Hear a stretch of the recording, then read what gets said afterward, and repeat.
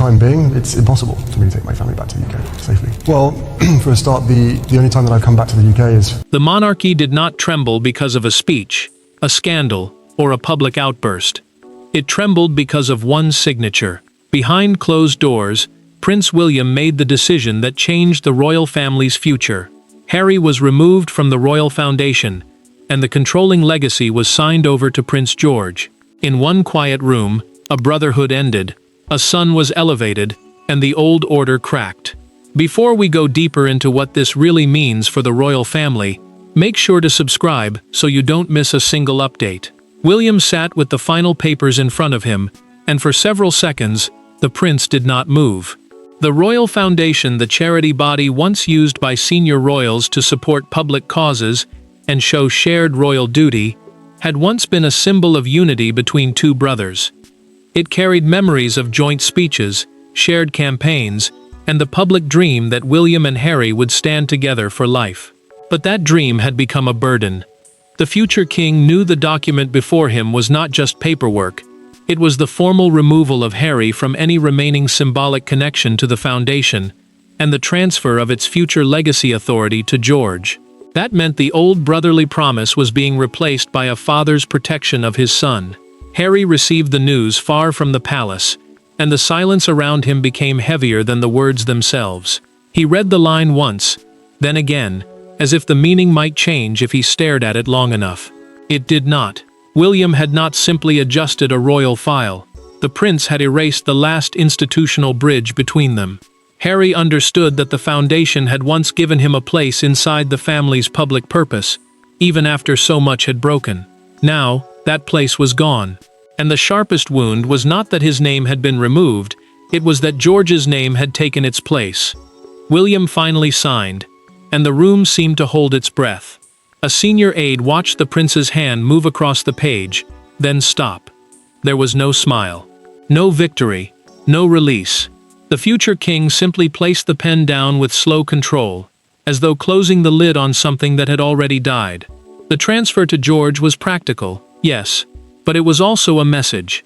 The monarchy would no longer wait for reconciliation. The crown would move forward, even if family pain had to be left behind. And as the palace absorbed the shock of William's decision, the real question became painfully clear. Who had the most to lose from this royal severing? This was not simply a dispute between two princes. It was a collision between memory and destiny. William carried the burden of the crown before it was even his. Harry carried the wound of being pushed further away. And Prince George, still young, suddenly stood at the center of a decision made in his name. A child turned into the symbol of a monarchy, choosing tomorrow over yesterday. William knew the decision would be judged as cold, but the prince also knew why it had become necessary. The crown, meaning the royal institution and the future line of monarchy, could not keep one foot in yesterday while preparing for tomorrow. He was not only a brother anymore, he was a father, a future king, and the man expected to protect George before the world even understood the weight placed on that child's shoulders. Harry's connection to the foundation had once given him public purpose, a place where duty still seemed to bind him to the family. Losing it meant losing one of the final signs that he still belonged inside the royal story. Catherine listened as William spoke privately, and she heard the pain beneath his careful words. He did not speak like a man enjoying power. He spoke like someone accepting damage, because delay had become more dangerous than action. Catherine watched his face when George's name entered the conversation, and her expression tightened. Their son was not a strategy to her. He was a child. Yet now George's name carried a legacy transfer. A plain phrase meaning future responsibility was being moved from one royal figure to another. And in that transfer, Harry was not simply being removed. He was being replaced by the next generation. Charles received the news before the final move spread through the palace, and the king's silence told William everything. He did not protest. He did not bless it with warmth either. The monarch understood that this was more than an administrative change, because administration is only the official handling of duties, titles, and royal paperwork. This was family pain turned into palace structure. Charles had watched William and Harry grow from boys into symbols, then from symbols into opposing forces. Now the king had to accept that one son was protecting the future by cutting away another. Harry, meanwhile, remained the absent wound in every conversation. His past with the Foundation mattered because it had once shown the public that he and William could still share purpose, even when private cracks were forming. Without that connection, the Duke's distance became official in spirit, not just emotion. And George's quiet elevation made the message sharper. The monarchy was no longer building around reunion, it was building around succession. Yet beneath the careful language, one question haunted every closed room in the palace. Why now? Why had William chosen this exact moment to end the last thread? To understand that, the story must go back to the incident that made reconciliation feel impossible. Every royal rupture has a moment everyone later remembers. Not the final announcement, not the headlines, the smaller moment before it, when faces change and silence says too much. For William and Harry, that moment came during a private Foundation legacy ceremony. When a name was spoken, a chair remained empty, and the future king realized the old dream could no longer survive. William entered that ceremony, still hoping control could hold the family together. The Royal Foundation legacy ceremony, a private palace meeting, meant to review future charity roles, public duties, and the next generation's connection to royal service, was supposed to be calm. It mattered, because the Foundation was not just another royal project. It had once carried the public image of two brothers working side by side, turning pain into purpose, and duty into something modern. It also mattered because George's future link to that work would show the monarchy that William was preparing his son carefully, not suddenly throwing him into power. Harry was not in the room, but his absence spoke before his message arrived. The Duke had been expected to send a statement of support, a simple line confirming that he accepted the Foundation's future direction and George's ceremonial link to its legacy.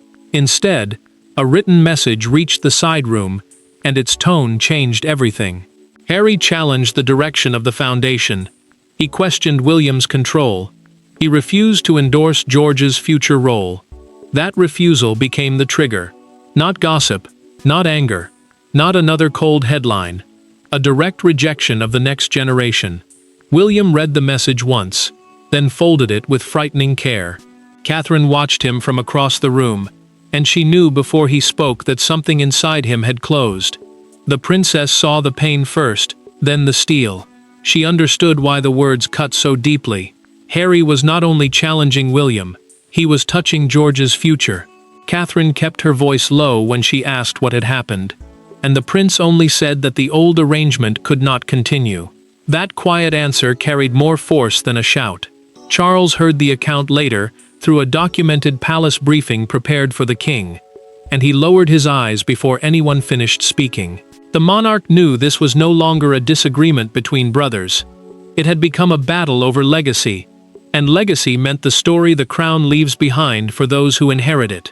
He understood William's hurt, because he saw the deeper wound. Harry had turned the brothers' shared public purpose into another line of conflict. From that moment, the removal papers were no longer a threat hidden in a drawer. They became a decision waiting for courage. And once that trigger was pulled, the next encounter between the brothers could only become a confrontation. When the brothers finally faced each other, there were no crowds, no cameras, and no palace applause to hide behind. Just two men who once walked behind the same coffin, now standing on opposite sides of a decision neither could undo. William did not raise his voice at first. Harry did. And in that room, the last illusion of brotherhood shattered. William agreed to the meeting, because some wounds demand one final conversation before they become permanent. The private palace sitting room, a closed royal space, used for sensitive family discussions, away from official staff and public pressure, became the place where the past and future collided. The prince knew why the meeting mattered. If Harry left without understanding the reason, the removal would look like cruelty. If he stayed and argued, it would prove the old bond had already lost its power. Either way, William understood the Foundation could not remain tied to a man standing outside the working royal future. Harry arrived believing there was still something to save. The Duke thought his name could remain inside the legacy structure, meaning the planned order of future responsibility connected to the foundation and its public mission. To him, that name was not just a label. It was proof that all the damage, all the distance, all the years of anger had not erased the brother he used to be.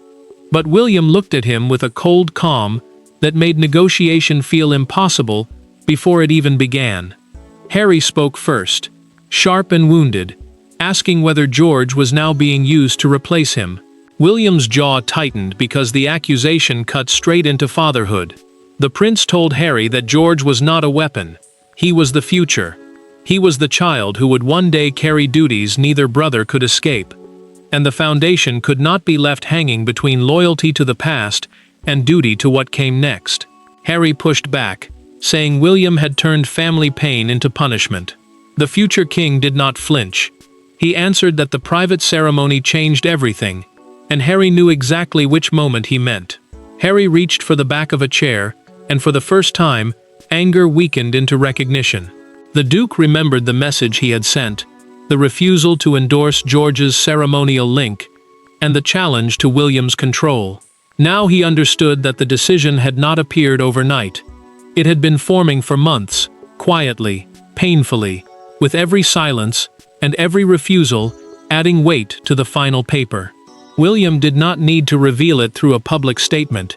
He revealed it in that recorded private conversation, preserved later in a confidential palace account, where his words made the breach impossible to deny. Harry left with fury still burning, but the room no longer belonged to anger. It belonged to consequence.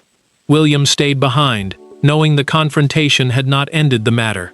It had only moved the decision into the deeper machinery of royal power, where emotion gives way to control. Royal power rarely announces itself with shouting. It moves through signatures, seals, briefings, and the careful silence of people who know exactly what one paper can destroy. William may have made the decision, but the machinery around him gave it force. And as Charles read the final file, even the king understood that this was not just about Harry. It was about succession. Charles held the file longer than anyone expected. The Foundation's future authority, meaning the power to shape its next public role, royal link, and long-term direction, had now become part of William's preparation for kingship. It mattered because the prince was not only protecting a charity structure, he was building the road that George would one day walk. It also mattered because Harry's old connection to the Foundation had kept one emotional door open. Closing it cleanly meant the palace was no longer pretending that the brothers could share public purpose while standing on opposite sides of royal duty. William's decision moved through the palace legal team with quiet precision. The removal language had to end Harry's connection without leaving space for symbolic return, because even a small phrase could later be turned into a claim of belonging. The household team, the private staff group that manages royal duties, briefings, and internal decisions, prepared the wording with the kind of care usually saved for moments that affect the future line of the family. William knew this was where emotion became structure. The prince could feel pain, but the papers had to feel final.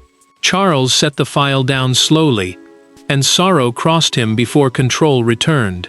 The king was watching one son cut away, so another son could protect a grandson's future. He understood why William had done it. He also understood what it cost. Harry was not simply a name being removed from an internal list. He was a son, a brother, a prince who had once stood inside the same family mission. Charles looked at the page again, and the silence around him said what no official statement ever could. The crown had chosen continuity over comfort. Camilla sensed the seriousness in that silence, and did not challenge it. The queen consort knew when a decision had moved beyond family preference, and this one had. She watched Charles carry the grief, without sharing it, and she understood that William was securing a straight line from himself to George. That was the real power behind the paper. Not revenge, not pride, continuity. The monarchy was making sure the future did not depend on Harry's return. A palace aide quietly removed Harry's name from an internal Foundation reference list, and that small act became the first visible sign that the break was real. One deleted line carried the weight of years. One replacement name changed the emotional map of the family. Once the paper became action, the fallout began immediately, and the first person to feel it most deeply was the one removed. And when Harry finally saw the new reality in plain language, the anger gave way to something far more painful. There are words that wound because they are loud, and words that wound because they are cold. Harry did not need a speech to understand what had happened. He only needed one line. His name was gone. The foundation that once helped define him had moved on without him. And somewhere in that silence, the prince who once stood beside William understood he was now outside the family's future. Harry held the formal notice in his hands, and for a moment, the Duke looked less angry than hollow. The formal notice, a written confirmation used to make an official decision clear and permanent, stated that his name and legacy association had been removed from the foundation's future structure. That mattered because the foundation had once given him a public purpose, a place where his work beside William still felt meaningful even after private bonds began to break. It also mattered because the notice confirmed George as the future symbolic heir to the foundation's royal legacy framework, meaning the child's name would now represent the next chapter of royal service. Harry read the line twice, then lowered the paper without speaking. The Duke had faced headlines before. He had faced criticism, silence, distance, and anger. But this was different. This was not noise from the outside world. This was a family door closing from the inside. Meghan watched his face change, and she understood that this was not another battle to answer with a statement. She saw the shock settle into him, then the pain. Meghan knew the wound was not only about losing position, it was about being replaced in a story he once helped build. Harry realized the truth with brutal clarity. William had not simply removed him from a document. The prince had placed George where his brother's name used to stand. That single shift carried a message sharper than any public rebuke. The future would not wait. The monarchy would not hold an empty place for a man who had stepped away and then challenged the path back. Harry felt the weight of that replacement because George was not a stranger. He was family. He was the next generation. And that made the removal harder to fight because it was wrapped in duty instead of anger. A private call from the palace came soon after, and Harry ignored it at first. The Duke stared at the screen, letting it ring, as if silence could delay the truth. When he finally answered, the voice on the other end confirmed what the notice had already made clear. No long explanation, no soft offer, no hidden rescue, just the new reality. Harry said almost nothing, and the silence between him and the palace became heavier than any argument. William, far away from that pain, carried his own burden in a different room. The future king knew Harry would feel the cut, but he also knew George now stood at the center of the legacy. And because of that, the emotional center of the story shifted. The most important conversation was not between brothers anymore. It was between a father and his son. After the confrontation, after the files, after the first wave of shock, William stepped into a quieter room and faced the only person who had not asked for any of this. Prince George did not receive a crown that day. He received a burden. And William, who knew what childhood under royal expectation could cost, had to explain destiny without frightening his own son. William chose his words carefully, because this was no longer about Harry's anger or palace control. This was about George hearing his own name tied to a future he was still too young to fully understand. The foundation's future, meaning the next stage of charity work and royal public duty connected to William's family, had now been attached to the boy's name. That mattered, because one day, George would not only inherit titles, he would inherit expectations, causes, loyalty, criticism, and the heavy silence that comes when personal feelings must bow to duty. George listened quietly, and the stillness in him made William ache. The prince explained that his name had been connected to the foundation because one day he would help carry the family's public duty. Public duty meant the work royals do on behalf of the nation, from charity support to national service, and William made it sound gentle because he did not want the boy to feel trapped. George looked at his father with the seriousness of a child who knows something important is being softened for him. He did not interrupt. He only listened. William kept his voice steady until George asked the question that cut through every official phrase. Was Uncle Harry angry? The future king softened at once, because the boy had found the human wound beneath the royal decision. Harry was not just a removed name to George. He was family. William could have answered like a prince, but he chose to answer like a father. He said some choices hurt people, even when those choices are made to protect the future. And in that moment, the prince understood the cost more clearly than he had in the signing room. George did not argue. He simply absorbed the truth, in the quiet way children do, when adults speak around pain. William saw that, and felt the burden shift inside him. He had removed Harry from the past, but he had also placed George closer to the future. That was the brutal balance. One brother left outside, one son brought nearer, one family forced to turn private grief into public order. Catherine found William later, standing alone with the weight still on his face. The princess did not need to ask much. She knew the conversation had marked him. William admitted in a low voice, through a private conversation later recorded in a confidential household account, that signing George's name into the future hurt more than removing Harry's from the past. Catherine understood why.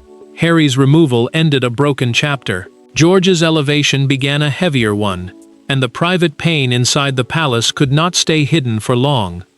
By morning, the world had turned the decision into a national drama, and when the story broke beyond palace walls, one image captured the public mood more powerfully than any official statement. By sunrise, the private rupture had become a public storm. The monarchy woke to headlines that did not whisper. They accused, mourned, celebrated, and condemned all at once. Outside Kensington Palace, people gathered in uneasy silence, some defending William, others grieving for Harry. But one newspaper front page turned the entire drama into a single unforgettable image. Two brothers divided by a child's name. Catherine watched the morning broadcast without speaking, and every mention of George made her shoulders tighten. The broadcasters called it a royal turning point, and royal commentators framed it as the most symbolic break between William and Harry yet. That mattered, because the foundation had once been proof that the brothers could still share duty, even when private hurt existed behind palace doors. It also mattered because George's name had now been pulled into public debate, turning a child's future role into a national argument before he could ever understand the weight of it. William stood firm, but the prince knew the public storm would not be gentle. The palace communications team, the group responsible for shaping official royal messages and public statements, prepared a restrained response built around continuity, duty, and the foundation's future under William and George. The wording avoided anger, it avoided blame, but its silence around Harry said enough. The future king had chosen discipline over explanation, and that discipline made the decision feel even colder to those who still wanted brotherhood to survive. Charles heard one broadcaster call it the end of the brother era, and the king did not move for several seconds. The phrase landed hard because he knew exactly what it meant. It meant the public no longer saw William and Harry as wounded sons who might one day return to each other. It meant the nation now saw them as two separate royal paths, one leading toward the crown, the other fading from its structure. Charles had accepted the necessity, but acceptance did not make the sound of it easier. The front page that defined the morning carried the brutal words, "Harry out, George in," beside William's signature, with the brothers split beneath the headline like a family divided by history itself. That single image became the public moment everyone repeated.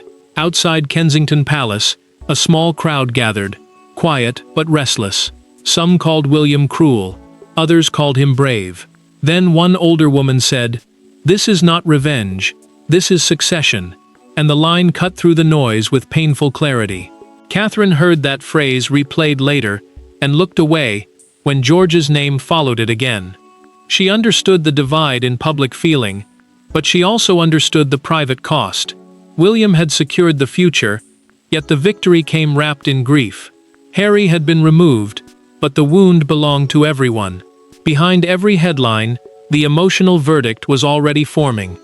The monarchy had chosen its future, even if it had to sacrifice its past. And when the noise faded, what remained was not scandal, but a final judgment on family, duty, and the price of survival. In the end, the signature did what years of arguments could not. It gave the monarchy a clear line forward. William stood as protector of the future. George became the living symbol of continuity. Harry became the brother left outside the structure he once helped build. And the royal family, wounded but resolute, accepted the truth. Survival had demanded a sacrifice. William understood that victory could still feel like grief.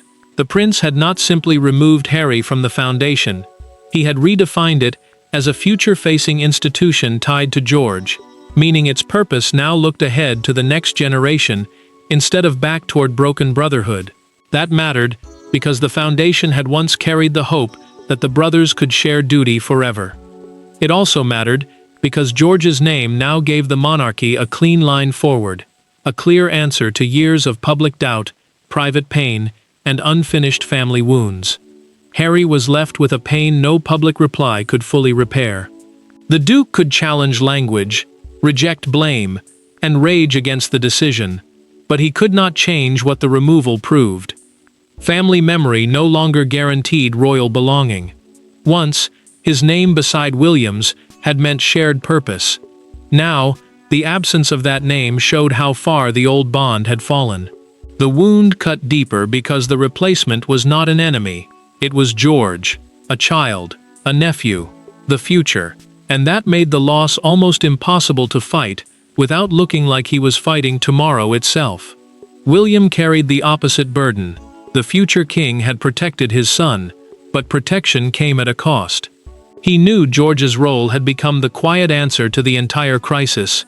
The monarchy would not pause for broken brotherhood when succession was at stake. Succession, meaning the order that decides who carries the crown next, had become stronger than sentiment. William had chosen the line ahead of him, not the pain behind him. And in that choice, the prince became both guardian and executioner of the old dream. Charles accepted the decision with the heavy calm of a monarch who had seen love and duty collide too many times. The king knew modern monarchy had become less sentimental, more disciplined, and brutally focused on survival. He saw William emerge as the guardian of tomorrow. He saw Harry become the cost of yesterday. And he saw George become the name through which the institution would move forward. The verdict was final. The crown had chosen continuity over comfort, duty over reunion, and the future over the past. There was no unresolved ending here. The door closed, the line of succession hardened, and the royal foundation became the place where one brother was erased, so the next king could be prepared. Thanks for watching. Please don't forget to like and subscribe, and we will see you in next one.